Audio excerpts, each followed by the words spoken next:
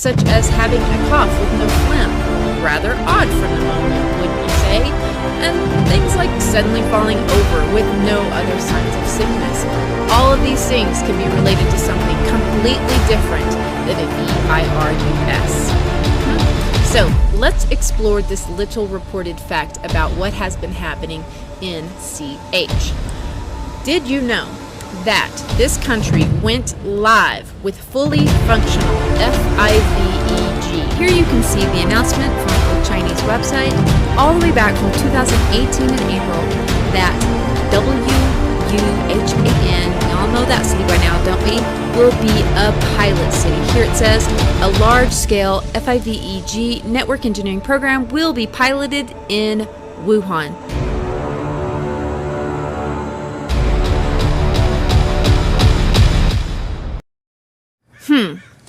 So how in the world does this even make sense that we are using it? Unless their intentions are something else besides faster speeds.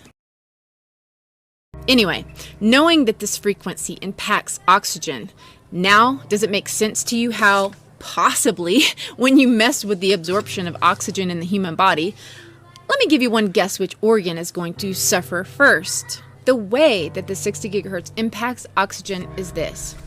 Oxygen, the atom, is O. Oxygen, the molecule, is O2, two atoms together. Now these two atoms creating the oxygen molecule are sharing some electrons. 60 gigahertz causes the electrons surrounding oxygen molecules to spin. Right, somewhat akin to how high-powered microwaves running on 2.4 are impacting molecules in foods such as water. They're heating in part by impacting those molecules to rotate or oscillate with each wave. The movement energy from the rotation of these super tiny water molecules is actually helping to heat the rest of the food. So in a similar way that 2.4 causes H2O to oscillate, 60 gigahertz, even at lower powers, is causing the electrons on oxygen molecules to spin. And as you might imagine, changes to the spin frequencies on oxygen electrons can have impacts on human biology. When you breathe in, the reason that breathing air into your lungs gets oxygen into your blood and therefore in important places like your brain is because the oxygen entering into your lungs gets picked up by a very important iron-containing protein called hemoglobin in your blood. But the unfortunate impact of oxygen molecules spinning the electrons is that it makes the hemoglobin unable to uptake the oxygen and get it to the rest of your body. Now, this info was taken from a textbook called Magnetobiology, Underlying Physical Problems. But even beyond this, isn't the fact that the telecom companies are admitting that 60 gigahertz is absorbable by oxygen just stunning information? And shouldn't the fact that 60 gigahertz even fundamentally interacts with oxygen, the most abundant and arguably most important element to all of biological life, be headline news that stops everything until we deeply test the implications of that? If you believe that they must have already tested 60 gigahertz for health and safety, please listen very carefully to what Big Telecom admits when they were asked that very question. 5G, as you well know, also uses higher frequency waves that don't travel as far and will rely on a network of hundreds of thousands, potentially millions of small cell sites. And the question then is, are there any health implications, any public safety implications? So my question for you, particularly Mr. Gillen and Mr. Perry. Thank you, Senator. I think, thank you for your focus on the issue. Safety is paramount, and as you alluded to, we rely on the expert agencies, we rely on the findings of the FDA and others as to the requirements to keep all of us safe.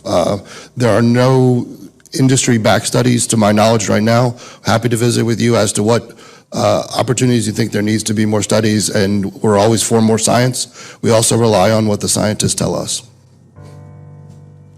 So essentially, the answer to my question, how much money? Zero. I can certainly follow up with you, Senator. To my knowledge, there's no active studies being backed by industry today. Anybody else know of industry commitments to back research, fund it, support it? to ascertain scientifically the health effect? No, I'm not aware of any. So there really is no research ongoing. We're kind of flying blind here, so far as health and safety is concerned. Thank you, Mr. Chairman. Thank you. Is this all starting to make sense? What they are calling the CV is acute respiratory disease. And while you can't believe 100% anything coming out of China, it seems to me there were enough leaks of people suddenly falling over in the streets that the CH government doesn't want people talking about or sharing, with no other apparent illness. Guys, listen, CV is not new, okay? It's a cold, it's a flu. That's why it says on the side of hand sanitizers like Purell and the side of a can of Lysol that it kills it. It's common enough to be listed on the most common disinfectants. But now the CH government is admitting that people can have virtually no symptoms and suddenly fall over. No symptoms, but then they can still have it. What is it? Lack of oxygen can do that too, right? I mean, let's use common sense here. What happens to you when you have the flu, right? You start to feel bad, achy, you call in sick, you don't want to go outside, you go to lay down in bed, mama brings you some chicken noodle soup, right? Or you just bopping around fully clothed, doing normal things, and fall over. If your lungs are not able to put oxygen in your blood, how long would it take you to fall over? Not long, okay? Not long. So we're going to get into some specific symptomology besides these that I just mentioned in a minute, but I can already hear some of you asking, but Dana, what about those quarantine cruise ships? They weren't even in the city of WHAN. That's very true. And I have some very relevant news for you on that topic. These ships that were quarantined just so happened to be from the Diamond Princess line of cruise ships. So let's check out this PR release from Princess Cruises. Continuing Princess Cruises' comeback new promise, a commitment focused on investing more than $450 million across the global fleet. Now here they go into some of these very expensive upgrades that they have added. Well, one of the upgrades that they go into great detail explaining on their website with high-end marketing videos showing exactly how it works is their network connectivity.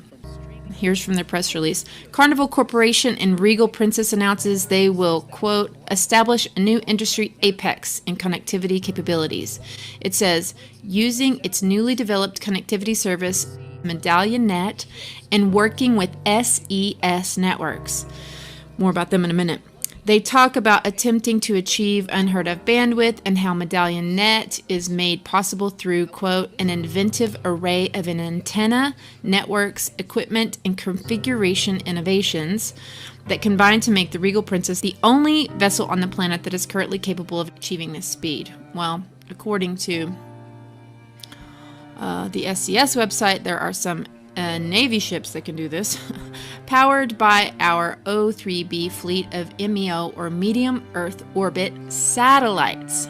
Yes, they are admitting to working with SES, and although they're calling it Wi-Fi, that is a misnomer considering that the company seems to be using millimeter waves. Here are a few clips from some of their videos. Stream movies, shows, and sports, as well as make Wi-Fi phone calls and video conference calls like FaceTime. That's all possible in large part thanks to what lies on board, what flies in the skies above, and the way we fuse all the technology together to ensure your experience is as great as possible. Medallion Net uses mid-Earth orbit satellites, or MEO, that are positioned 8,000 kilometers away.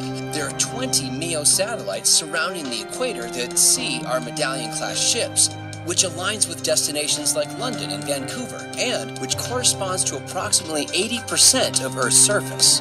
GEO satellites actually still reign supreme when enabling connectivity in the polar regions. This is because GEO is not impacted by rain and weather. So onboard Princess Cruises ships that feature Medallion Net, we leverage MEO and GEO satellites to keep you connected to the things you love most, and seamlessly shift to GEO when in the north. Thanks, GEO. In these tougher conditions, we're glad you're there. So by admitting in their own video that water can interfere with the connectivity is the giveaway that they are using millimeter waves and not just the type of frequencies that Wi-Fi runs on today. Now, when you look a little more into this company, SES, that's when you find this crazy information. You can see they're presently teaming up with governments, including the U.S. government, and of course our military. When you look at tabs like this one that starts intelligence, surveillance, and reconnaissance missions, one realizes this company's products and services catalog looks like a homeland security dream or privacy lover's nightmare, depending on how you want to see it. And here you can also see on the SES website that they are using these satellites to beam none other than what? 5G. So, are these passengers getting sick from a virus?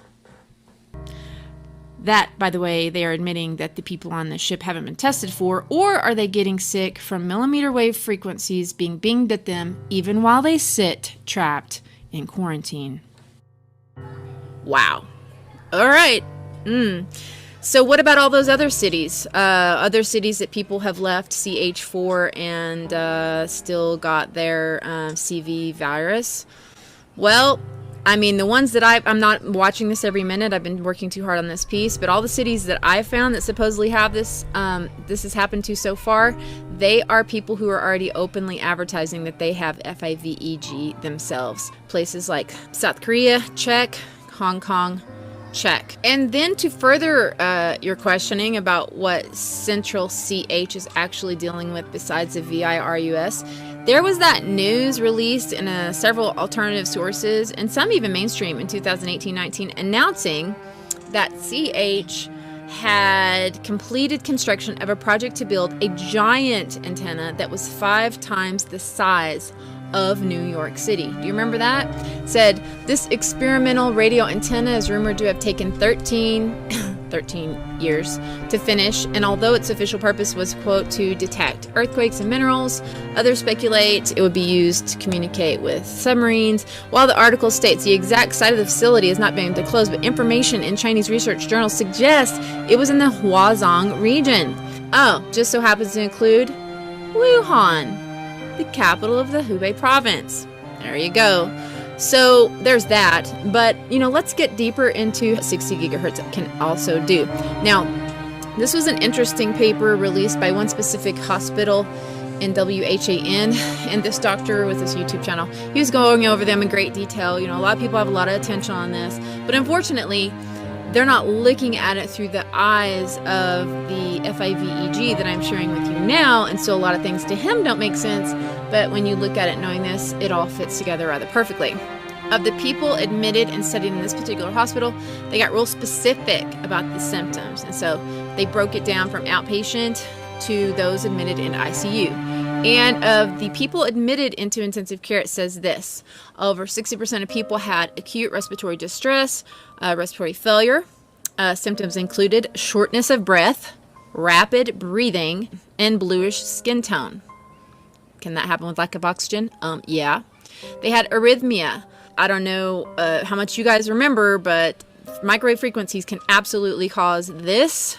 He couldn't explain it with his normal background. There was also shock. That is a state of insufficient blood flow to the tissues as a result of problems with the circulatory system. Now, of all the muscles that work really hard, wouldn't you say your heart is one of them? So when you start running, you start breathing hard. Why? Your muscles need more oxygen to continue working, right?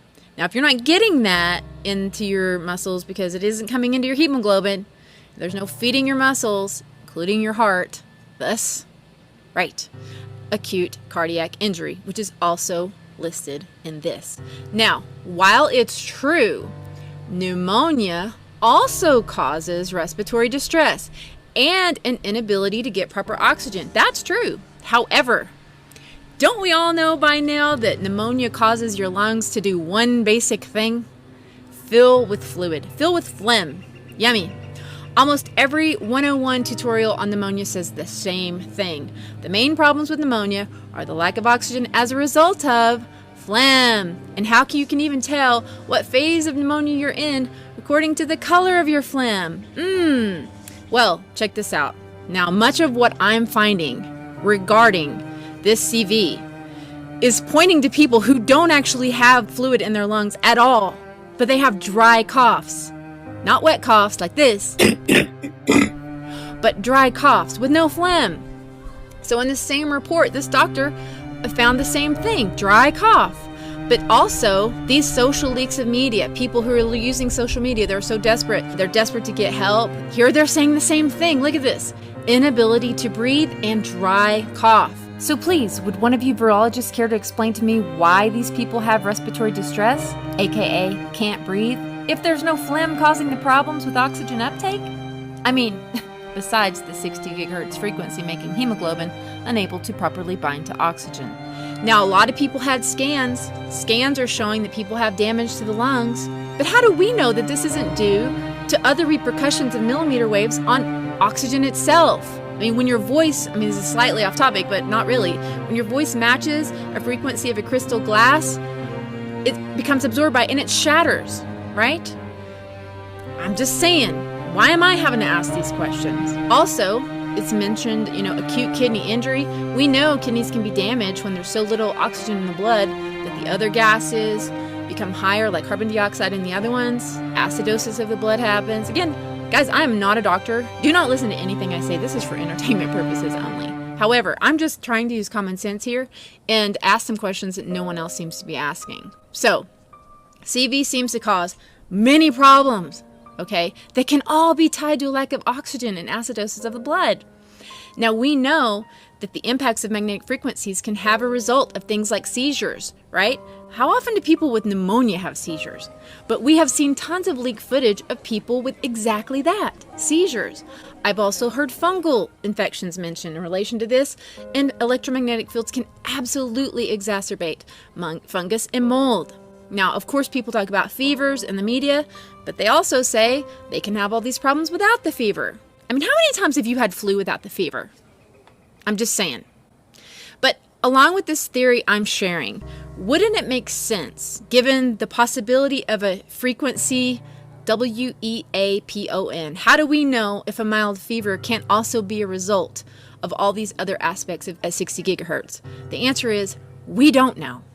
We don't know. And I don't want to belabor this, but please, could someone out there who actually knows magnetobiology and who's not employed by the WHO or a big pharma company get on this? Because I'm not qualified. If you're really starting to take all of this in, everything that I'm saying, and you're starting to consider this as a possibility, your mind may start to spin with the major implications, and it should.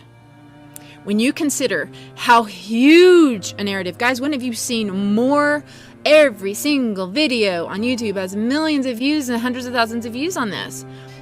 And you're thinking, how could they lie, right? You have to ask yourself, who does the MSM work for? And if you already know the answer to this question, please feel free to fast forward a few minutes, but I like to make my videos for everyone. So for those of you who haven't questioned this, we all need to understand whose agenda we are dealing with when we are watching mainstream agenda. First of all, there's that unfortunate fact that over 90% of media is now owned by only corporations, including a lot of social media and most online media. Understandably, these global corporations have many conflicts of interest. How many AT&T and Verizon and pharmaceutical commercials do you watch next to your news shows? I'm just saying. So you need to know whose voice you're hearing when you listen to their fear-mongering tactics. To help you understand, you must take anything that the media promotes heavily with a boulder of salt. I'm going to share with you a very special quote from a very unique person. A person whose lineage not only started and continues to rule big oil, but whose philanthropic foundations also infiltrated the very medical institutions who teach our doctors what medicine is. Please watch How Big Oil Conquered the World by James Corbett to learn much more in depth about this most important topic. So, what does this man say about media? This man with this lineage. He says this. The following quote was taken from a 1991 speech and released transcript of a private BILDER Berg group meeting in Germany, who, interestingly, also apparently had Arkansas Governor Bill Clinton in attendance.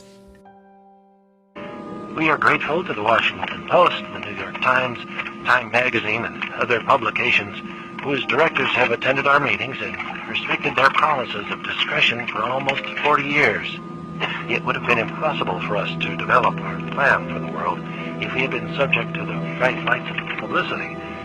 But the world is now more sophisticated and prepared to march toward a world government. It would have been impossible for us to develop our plan for the world had we been subject to the bright lights of publicity during those years.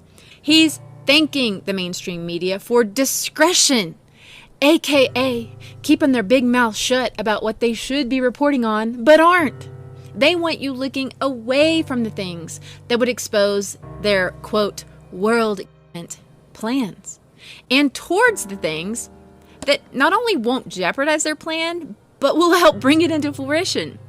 The funny thing is, a lot of these truthers that I'm seeing, they're talking about the CV being a bio, W-E-A-P-O-N, as if saying that is exposing the elite, when in fact, it's just moving their agenda forward instead. Now, whether you think this virus is wild or a biologically created one, aren't you still going to be screaming to keep quarantining people that are heading towards America from CH? And are you going to be happy when they haul them off to military bases instead of letting them come home? The people in that cruise ship can't leave, nor can they leave the 60 gigahertz frequencies that are still beaming them. We're working very closely with China and other countries. Work with China. They need our help, especially in terms of vaccine development. The country has about 4 or 5 exciting vaccine candidates that are out there.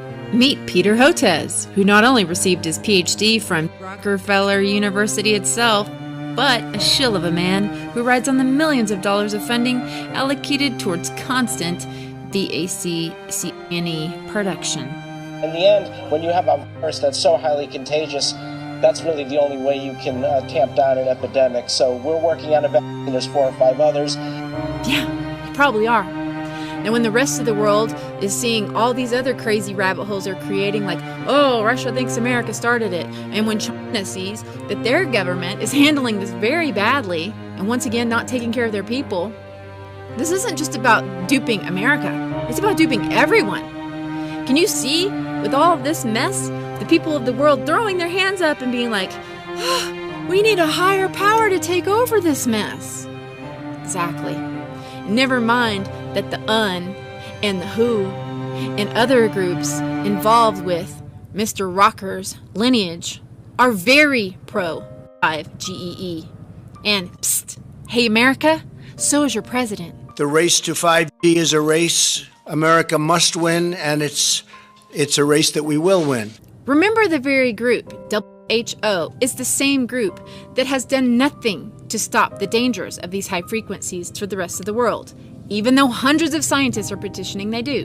Now, for those of you who may be wondering, but what about the virus itself? I mean, aren't they testing this? And they can prove that it's a virus? Remember, we have heard, even in the MSM, that China hardly has any tests to confirm whether or not people have the virus, right? That's pretty convenient, isn't it?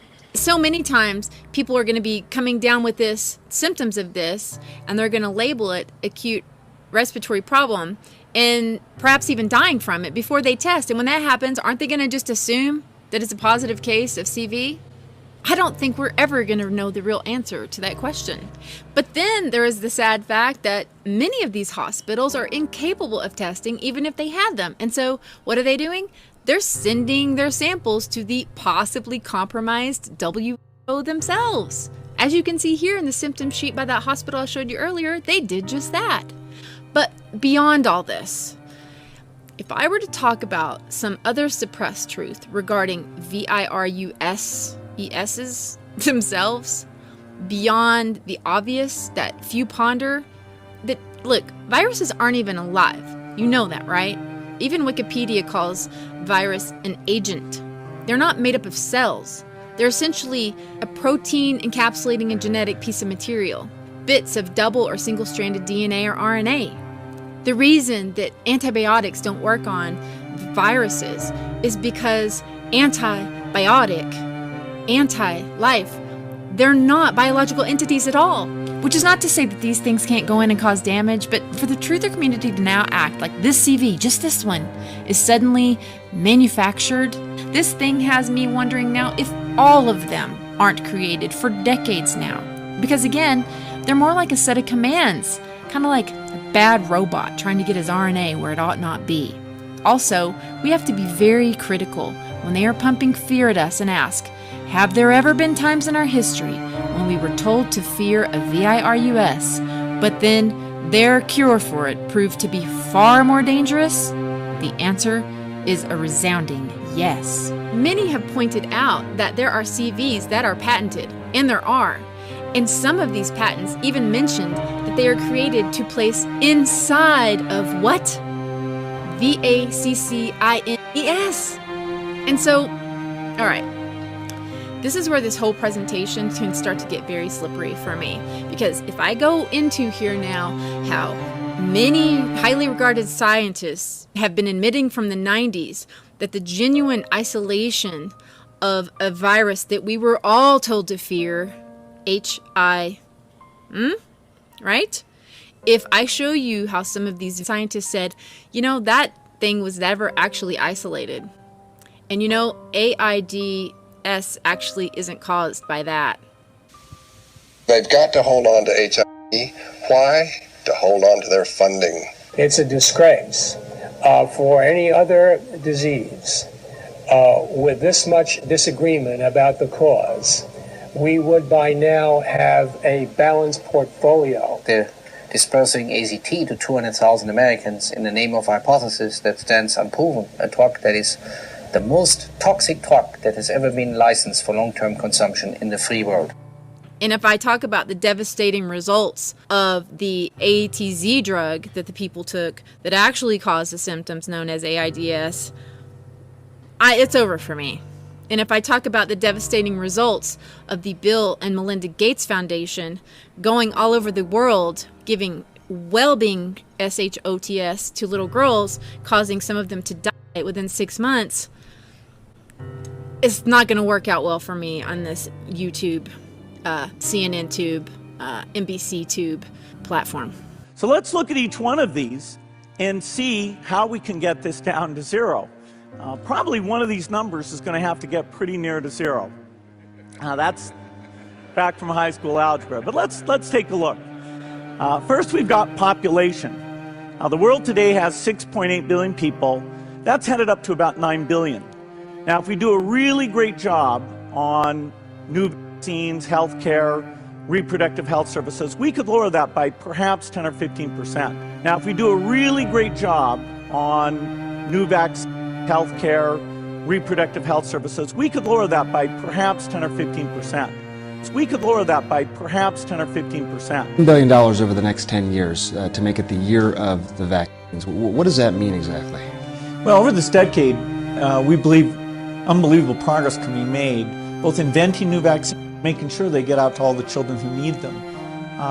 We could cut the number of children who die every year from about 9 million to half of that if we have success on it. And the benefits there in terms of reducing sickness, reducing the population growth, it really allows the society a chance to take care of itself. And the benefits there in terms of reducing sickness, reducing the population growth, reducing the population growth. We've seen now there's a type of foreign assistance for vaccines or for AIDS treatment that are incredibly effective. These are all about saving lives. And the good news is that as you make those breakthroughs, the population growth in the country goes down. These are all about saving lives. The population growth in the country goes down. The good news is the population growth in the country goes down.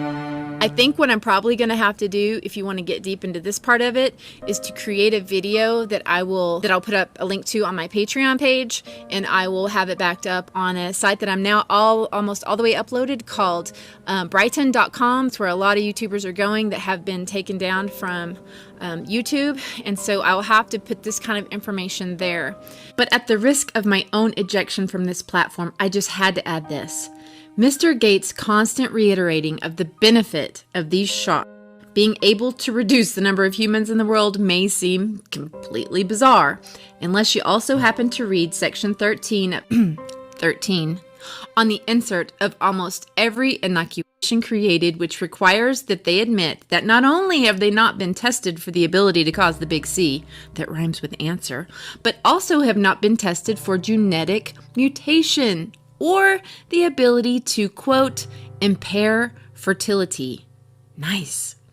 But the last incredibly pertinent thing I'll show you regarding this entire CV issue and the whole video would be this study right here. Huge eye-opener regarding why there needs to be proper testing of these frequencies as well as of the SHOTS for mutations. Check this out.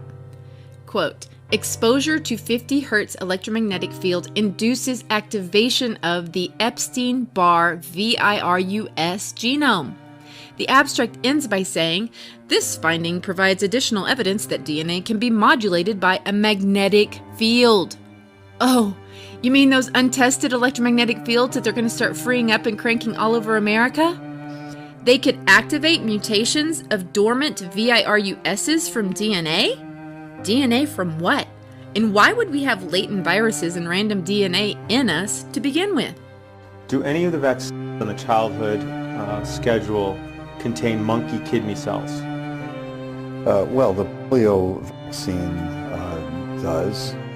Are you aware of any simian monkey viruses, meaning viruses that come from primates, that contaminated polio vaccines and infected individuals receiving the polio vaccine? Yes, SV40. And what does SV40 stand for? Simian virus 40. Okay. Was it the 40th simian virus found? Is that Yes. why it's called? Are you aware of any virus from any animal other than simian or bovine that is in any vaccine? Yes, there's a pig virus present in one of the rotavirus vaccines. Can you go to Kinrix on the first page? Yeah. Tap IPV. Do you see in the third line down, it says calf serum?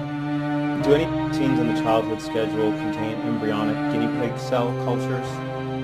Varicella vaccine is passage of guinea pig cells. Do any vaccines contain gelatin from pigs? Yes. Do any vaccines in the childhood schedule contain human albumin? Oh, yes. What is human albumin? Human albumin is part of human serum. It's part of the blood that is liquid. Do any vaccines in the childhood schedule contain MRC5 human diploid cells? Yes. Bela, varicella, hepatitis A. What are MRC5 cells? They are human fibroblast cell strain.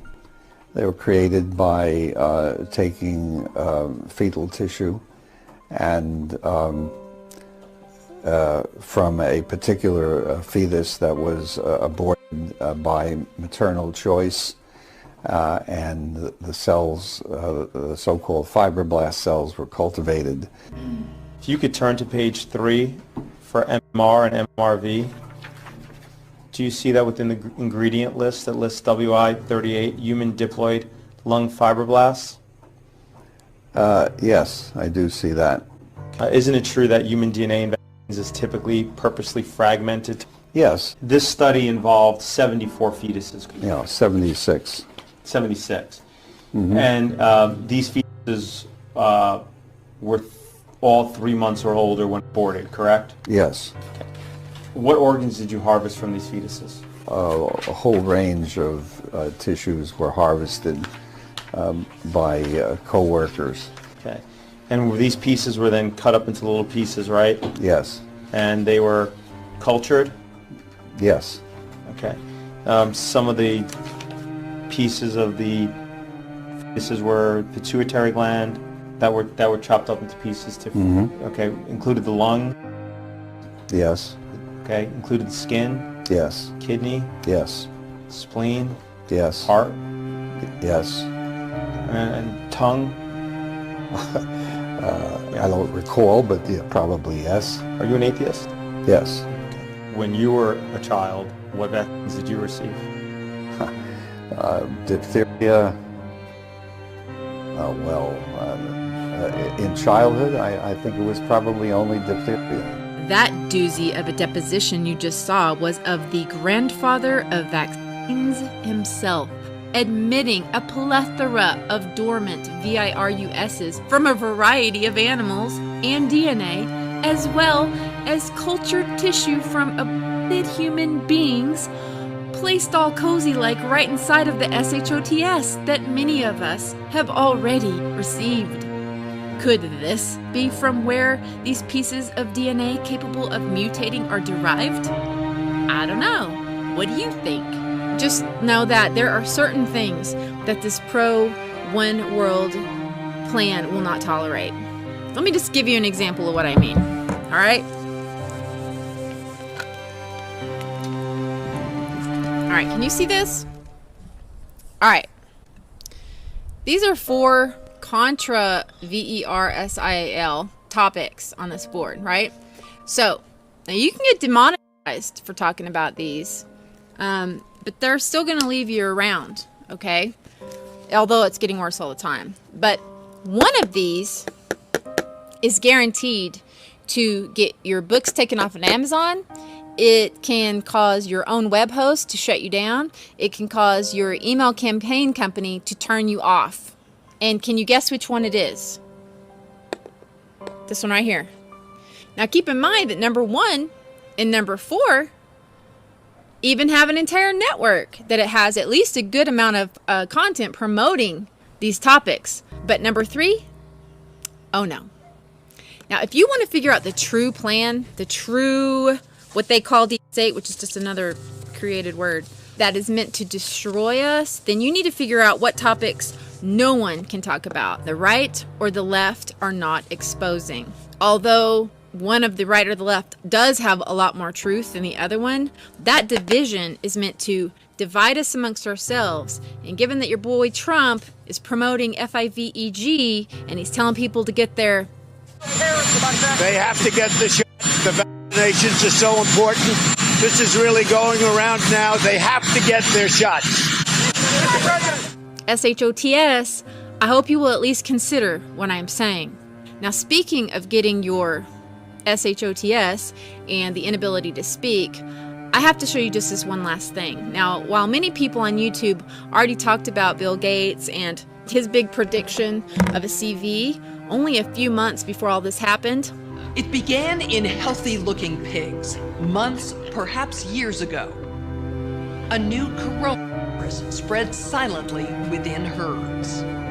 Gradually, farmers started getting sick.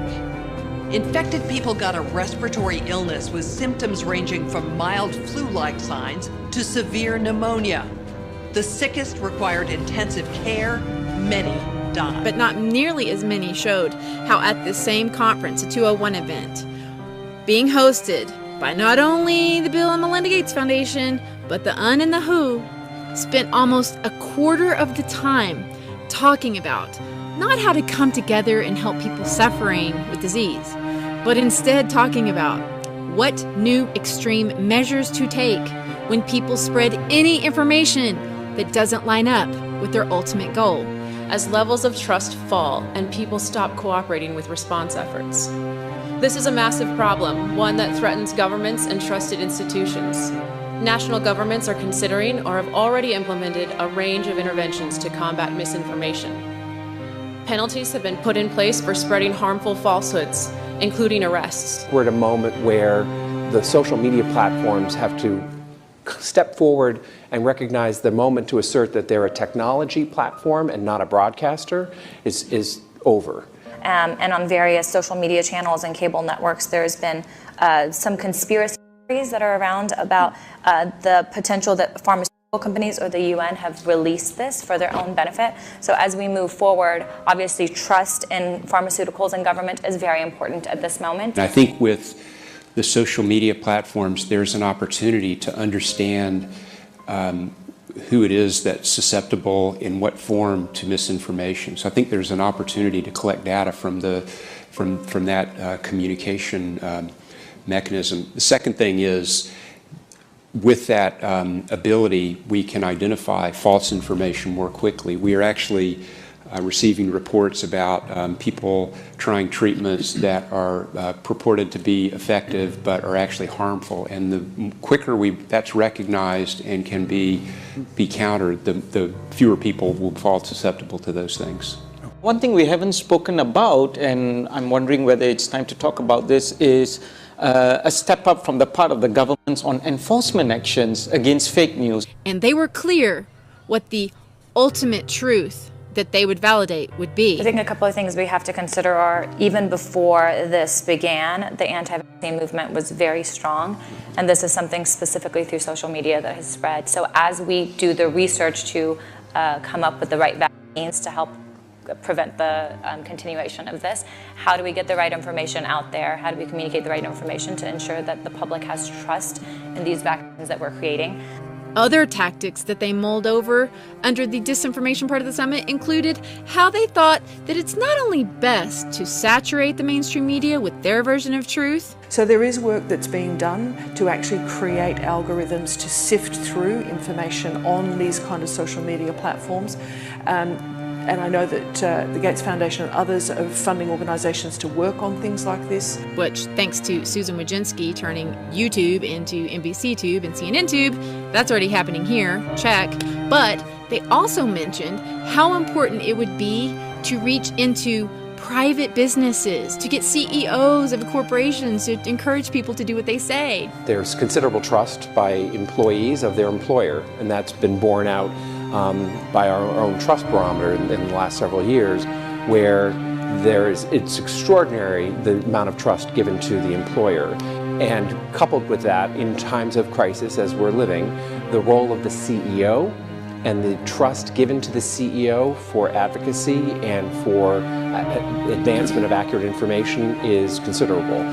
They are so desperate to garner trust however they can. They even mention multiple times infiltrating faith-based organizations. I do think that there needs to be sort of an honest broker, a centralized command and control organization that really brings together the public-private sector, both on a global approach and also on a local approach. Thank you. Yes, I agree. And I wanted to speak to the point about having the honest broker. And I think in this regard, the United Nations fits the bill.